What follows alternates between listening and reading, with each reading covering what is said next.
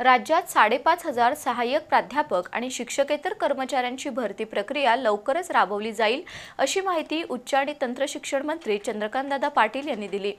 MPhil धारकांचा दीर्घकालीन प्रलंबित प्रश्न सोडवल्याबद्दल नामदार चंद्रकांतदादा पाटील यांचा कृतज्ञता सोहळा आज कोल्हापुरात संपन्न झाला, त्यावेळी ते बोलत होते। एमफिल धारक प्राध्यापकांना भविष्यात कोणतीही अडचण येऊ देणार नसल्याची ग्वाही त्यांनी दिली। एमफिल धारक प्राध्यापकांना गेल्या 31 वर्षांपासून त्यांच्या न्याय मागण्यांपासून वंचित राहावं लागलं होतं। उच्च आणि तंत्र शिक्षण मंत्री चंद्रकांत पाटील यांनी या एमफिल धारक प्राध्यापकांचा प्रश्न निकाली काढलाय।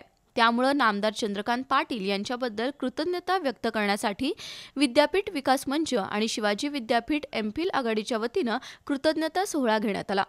कोल्हापुरातील रेडियंट हॉटेलमध्ये झालेल्या सोहळ्यात मान्यवरांच्या हस्ते नामदार चंद्रकांत पाटील यांना गौरवण्यात आलं।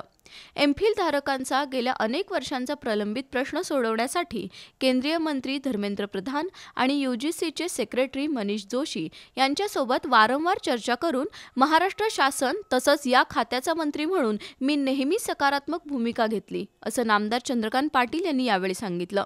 आता या प्राध्यापकांना सेवा कायम होतानाच वेतन आणि उच्च पदाचा लाभही मिळणार असल्याचं त्यांनी नमूद केलं।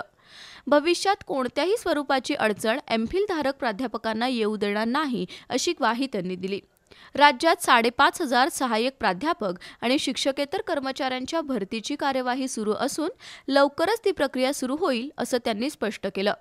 यावेळी ॲडव्होकेट स्वागत परुळेकर, डॉक्टर रघुनाथ ढमकले, एन.डी. पाटील यांनी मनोगत व्यक्त केली। यावेळी डॉक्टर डी.आर. मोरे, व्यवस्थापन परिषदेचे सदस्य सिद्धार्थ शिंदे यांच्यासह कोल्हापूर, सांगली, सातारा आणि पुण्यातील प्राध्यापक उपस्थित होते।